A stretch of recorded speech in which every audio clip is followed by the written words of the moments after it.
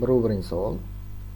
Beta kimyo xosalari betada 2-3 dimetil butanning yonishida hosil bo'lgan karbonat angidridni ekvivalent molyar massasi e'tibor beringlar. Bitta molyar massa deb qo'yibdi. Necha xil qiymatda ifodalash mumkin deb. Xo'p. Karbonat angidrid turli kimyoviy jarayonlarda o'rta va nordon tuz hosil qilishda ishtirok etadi. Nimaga bog'liq endi bu yerda desa, reaksiyada ishtirok etayotgan moddalarga bog'liq. Karbonat angidridni ekvivalent molyar massasi necha xil bo'lishligi reaksiyaga kirishayotgan moddalar nisbatiga bog'liq.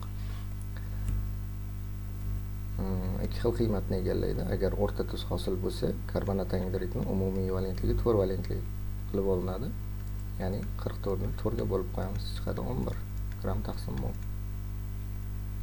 Agar nordon tuz hosil bo'lganda-chi, masalan, gidrokarbonatlar, natriy gidrokarbonat deylik.